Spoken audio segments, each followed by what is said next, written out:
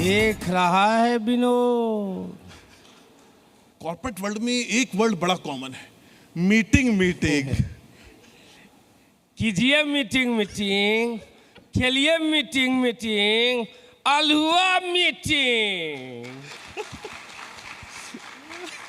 मेरे पिताजी को ब्रेन हेमरेज हो गया था, तो मुझे थोड़ा सा डिप्रेशन हो गया था कि अब बाबूजी नहीं रहेंगे। आप कल्पना करने लगते हैं।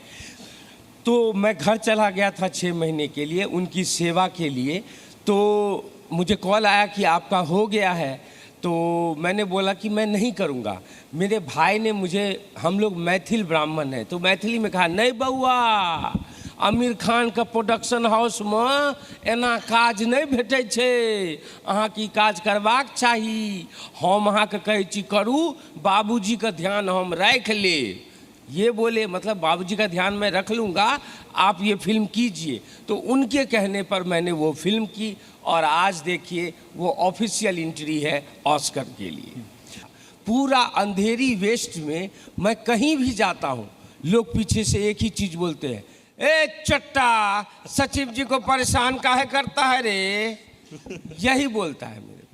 तो अब इससे मैं परेशान हूँ। इसमें भी ह्यूमर है कि एज ए दुर्गेश तो वो मुझे नहीं जानना, पर एज ए बनराकस वो मुझे जान रहा है।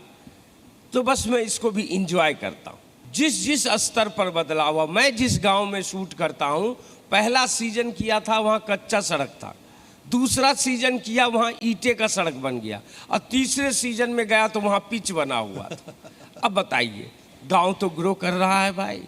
मैं ईमानदारी से कहूँ, हमारे गांव में कोई बदलाव नहीं आया। हम उनके लिए वही दुर्गेशवा हैं, हम उनके लिए वही प्रोफेसर के बेटा हैं जो बर्बाद हो गया। तो लोग मुझे मान रहे हैं कि मैं बर्बाद हो गया। हम जब फिल्म इंडस्ट्री की बात करते हैं तो खान्स की बात होती है, कपूर्स की बात होती है। आपके नाम के पीछे तो न कपूर है न खान है। मेरे नाम के पीछे कुमार है। एक बार की घटना बताता हूँ कि पंचायत 3 आई, बहुत फेमस हुआ। तो 3-4 मराठी दोस्तों ने मुझे घेरा कि हे तुझा लाई लेला, मीटिंग करेला हुआ, ऐसा सा बोल रहे थे। फिर उन्होंने बोला, अरे चलिए सर आपको पार्टी करवाते हैं। मैंने बोला नहीं सर। तो उसमें से एक बोला, हे तू जानता नहीं को, ई ब्रह्मचारी आए, राम राम राम राम राम, ब्रह्मचारी आए। मैं समझ गया, देखो मेरा इंटरव्यू देख देख के ये भी जान गया कि मैं अभी तक वर्जिन हूँ। स्टूडेंट जर्नी बहुत मज़ेदार रही।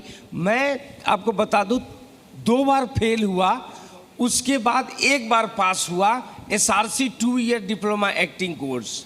उसके बाद NSD 1 बार फेल हुआ, दोबारा दिया, पास हुआ, 3 ईयर डिप्लोमा कोर्स। फिर मैंने 1 साल रिसर्च वर्क किया। उसके बाद NSD रेपेट्री 1 बार फेल हुआ, फिर 1 बार पास हुआ, तो 1 साल किया। वहीं से इम्तियाज़ अली ने पहली फिल्म दी हाईवे, अगर आपने देखी होगी, आलिया भट्ट रणदीप हुड्डा। तो प्लीज़ फेल को ये मत समझिए कि आप कुछ नहीं कर पाएंगे। अगर प्रयास अच्छे से किया गया है तो असफलता ही सफलता की जननी है, ऐसा मैं मानता हूँ। शुक्रिया सर, धन्यवाद। इसके बाद कपड़े भी थोड़ा डिज़ाइनर पहनो। कहाँ से कपड़े वपड़े लेते हैं, थोड़ा बताइए बच्चों को कि आज भी। डी-मार्ट जाता हूँ, वहाँ से कपड़े लेता हूँ। बहुत दिमाग लगाता हूँ। तो भाई ने एक ये ब्लेजर कहाँ का है, वो आयुष्मान खुराना प्रचार करते हैं इसका, वो वाला एक ब्लेजर खरीद लिया हूँ। माइंड को कैसे इंजीनियर करते हैं आप? माइंड को ऐसे करता हूँ कि आप वो पहला दिन याद कीजिए, सिर्फ वो पहला दिन याद कीजिए जब आपको पहली कमाई आपको मिली थी, कितने स्ट्रगल के बाद मिली थी, या जो पढ़ाई आप कर रहे हैं इसका पहली कमाई क्या होगी, हमेशा वो याद रखिएगा। क्योंकि आप वही कमाई से एक दिन बहुत पैसा कमाएंगे। तो मेरी पहली कमाई है 1000 रुपया।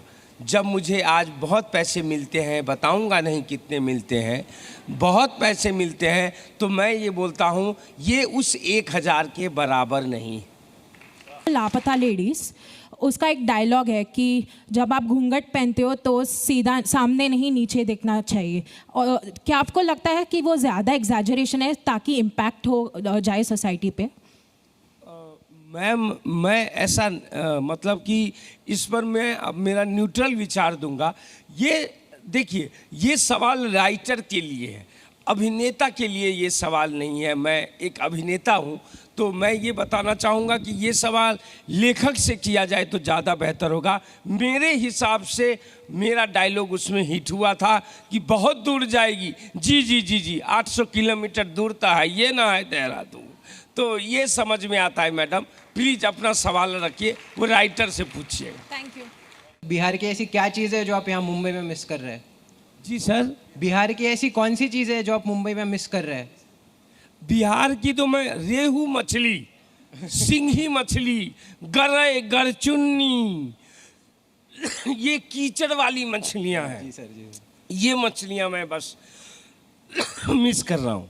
Thank you sir. तो जैसे कि आपने बताया कि आपके लाइफ में बहुत कुछ हुआ, आप स्ट्रगल करके यहाँ तक पहुँचे हैं, तो मैं ये जानना चाहती हूँ कि आपका आइडल कौन था? आप किसे सबसे ज़्यादा मानते थे कि हाँ, मुझे इस पड़ाव तक इनकी तरह पहुँचना है, और आज भी आप उनको किसको आइडल मानते हैं, मैं ये जानना चाहूँगी। Thank you. जी, हमारे आइडियल एक ही है, और जिनको मैं आदर्श नहीं मानता उनको मैं भगवान मानता हूँ। उनका नाम है मनोज वाजपेयी जी। जो पुरानी दुकानें जहाँ पूरी पंचायत बैठा करती थी, जी जी, वो बैठती है अभी? अब और वो थोड़ा किस्से सुनाइए थोड़ा सा कि क्या कैसी पंचायत होती बात थी? है कि मेरे दोस्त लोग जो भी रहे वो सब अब जॉब में निकल गए, कोई बंगलोर, कोई दिल्ली, कोई कहीं पे, तो अब वैसी बैठकी तो नहीं बैठती। हाँ, मेरा एक पान का दुकान है जहाँ चुपके बाबूजी से जाके कभी कभी सिगरेट पी लेता हूँ। डायलॉग सुनिएगा, 1 मिनट सुनिएगा लेडीज एंड जेंटलमैन। मेरा दिमाग ठिकाने पर नहीं है, मैं समझ नहीं पा रहा हूँ कि मैं कहाँ से शुरू करूँ। जब हम नीलामी घर पहुँचे तो दुर्गानोब वहाँ पहले से मौजूद था। लियो एंड्रोविच के पास सिर्फ 15,000 रूबल थे।